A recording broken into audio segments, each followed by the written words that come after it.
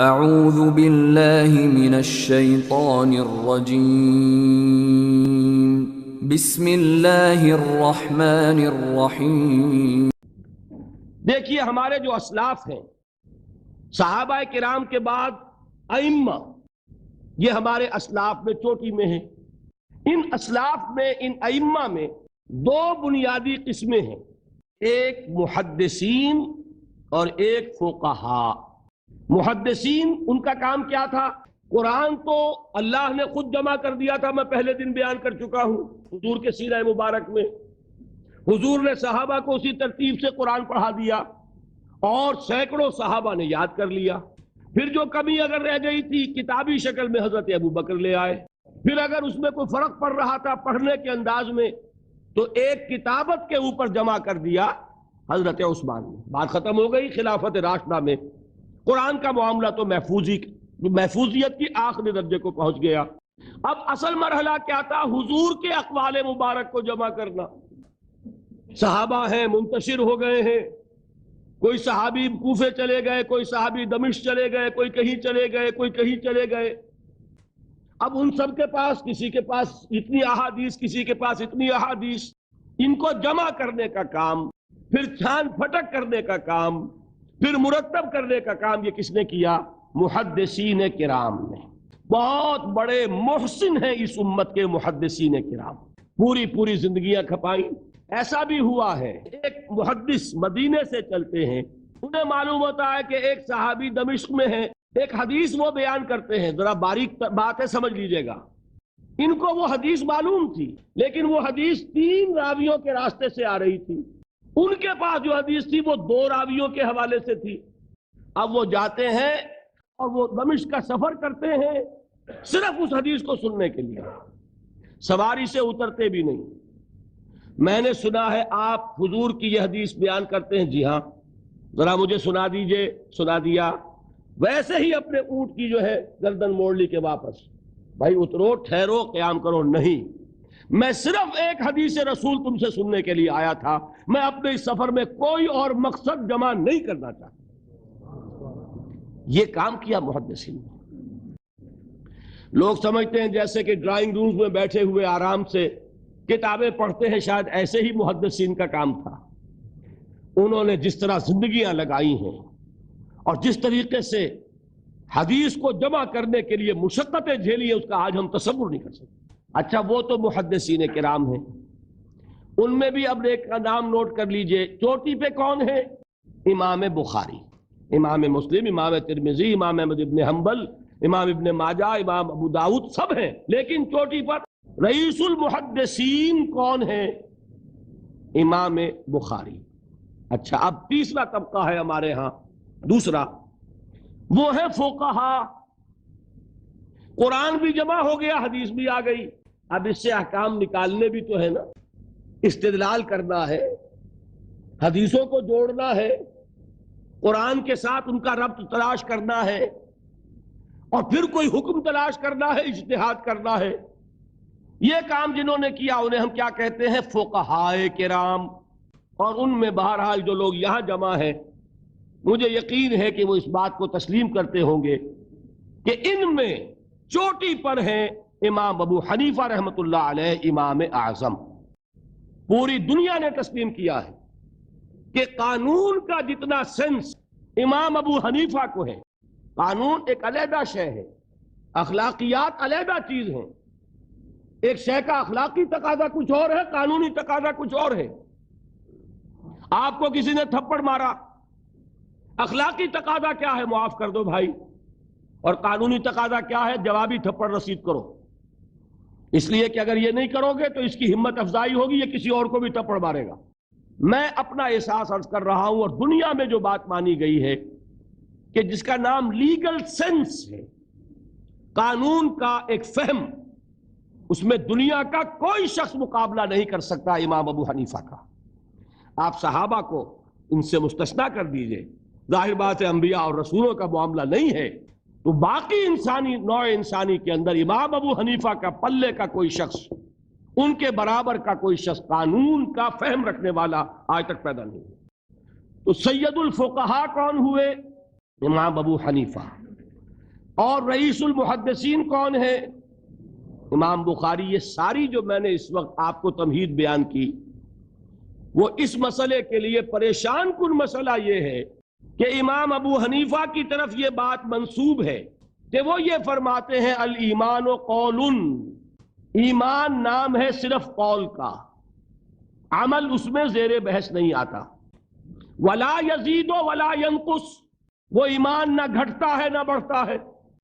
اب دوسرا سٹیٹمنٹ سنیے، وہ ہے امام بخاری کا، رئیس المحدثین کا، الایمان قول وعمل، ایمان نام ہے قول اور عمل کے مجموعے کا، قول اور عمل دونوں چیزیں ایمان میں شامل ہیں۔ وَيَزِيدُ وَيَنْقُصُ، وہ گھٹتا بھی ہے بڑھتا بھی ہے۔ ایک مسلمان کو پریشان ہو جانا چاہیے کہ نہیں؟ ایمان جیسی بنیادی بات، سارا قصر تو یہیں سے تعمیر ہونا ہے، جڑ بنیاد ایمان ہے۔ ایمان کے بارے میں کوئی 14ویں صدی کے 15ویں صدی ہجری کے کوئی علماء ہو، بڑے سے بڑے ہو، ان کا اختلاف ہو جائے تو تشویش نہیں ہوگی۔ یہ کن کے درمیان اختلاف ہو رہا ہے؟ رئیس المحدثین امام بخاری اور سید الفقہاء امام ابو حنیفہ۔ اور کتنا بنیادی اختلاف، بظاہر متضاد باتیں، بظاہر کہہ رہا ہوں میں، تو یہ تو معلوم ہوتا ہے کہ بہت زبردست اختلاف ہے جو حل نہیں ہو سکے گا۔ اللہ تعالیٰ کا شکر ادا کرتا ہوں، اس نے اس کا حل سمجھایا۔ اور کیسا سمجھایا؟ میں پورے انشراح صدر کے ساتھ کہہ رہا ہوں، اس میں کوئی تصنع نہیں، کوئی تکلف نہیں۔ میرے نزدیک دونوں باتیں 100% درست ہیں۔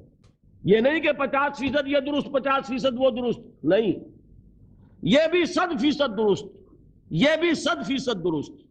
فرق کیا ہے؟ محل مختلف ہے۔ امام ابو حنیفہ قانونی ایمان کی بات کر رہے ہیں اور امام بخاری حقیقی ایمان کی بات کر رہے ہیں۔ قانونی ایمان کے اعتبار سے 100% درست ہے یہ بات کہ وہ صرف قول ہے، عمل نہیں، زیر بحث آئے گا۔ ایک شخص نماز نہیں پڑھتا کافر نہیں ہے، نماز کا منکر ہو جائے کافر، زکوٰۃ نہیں دیتا فاسق ہے، فاجر ہے، کافر نہیں ہے، زکوٰۃ کہہ دے کہ ہے ہی نہیں دین میں، کافر۔ تو معلوم ہوا کہ قانونی ایمان جس پر دار و مدار ہے کفر اور اسلام کا، اس کا کل دار و مدار صرف قول پر ہے، اقرار باللسان پر ہے۔ یہ بات آپ نے سنی ہوگی، امام ابو حنیفہ کا قول ہے 100% درست کہ گناہ کبیرہ سے بھی انسان کافر نہیں ہوتا۔ کبیرہ گناہ ہے، شراب پی ہے، کافر نہیں ہے، حد لگا دو۔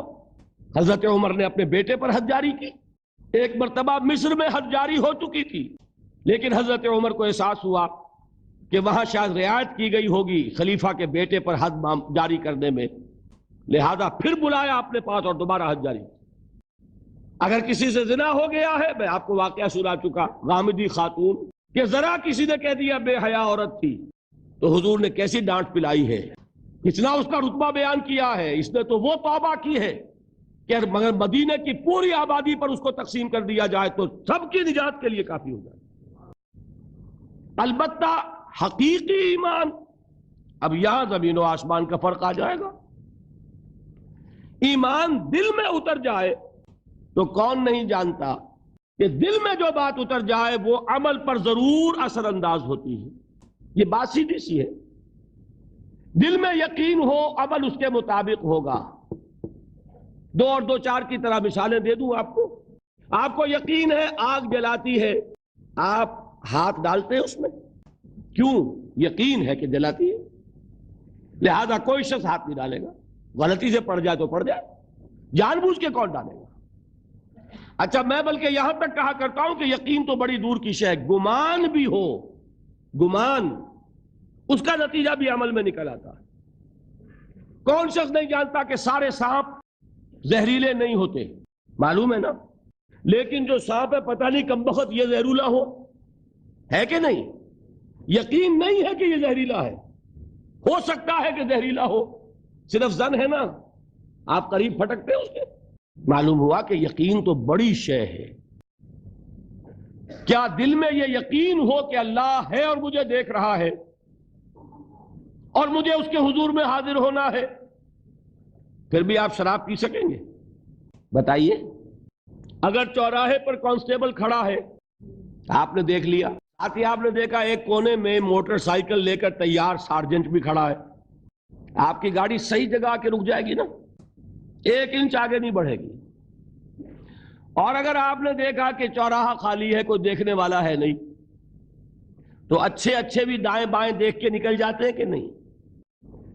آدمی اپنے آپ کو دھوکہ دیتا ہے، بھئی یہ سارے ٹریفک رولز بچاؤ کے لیے ہے نا، تو دور دور تک کوئی ٹریفک نہیں ہے، خامخواہ کھڑا رہوں میں یہاں کائے کے لیے؟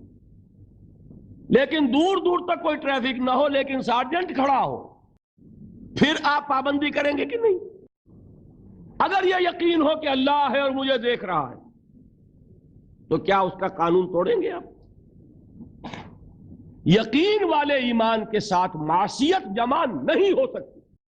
قانونی ایمان کے ساتھ معصیت کے ڈھیر لگ سکتے ہیں، جیسے کہ ہمارے ہاں ہے لما تقولون ما لا تفعلون کبر مقتا عند اللہ ان تقولوا ما لا تفعلون۔ اے ایمان کے دعوے دارو، کیوں کہتے ہو جو کرتے نہیں ہو؟ اللہ کے غضب کو بھڑکانے والی ہے یہ بات کہ تم کہو جو کہ کرتے نہیں۔ ہماری امت کی اکثریت کا حال یہی ہے کہ نہیں؟ یہ کیا بات ہے کہ قانونی ایمان ہے، اس کے ساتھ معصیت کے انبار ہیں۔ حقیقی ایمان ہو تو معصیت کا وجود ہو نہیں سکتا۔ اب بتائیے ایمان اور عمل علیحدہ ہو جائیں گے کیا؟ یہ ہے مسئلہ جو امام بخاری کے سر پہ ہے۔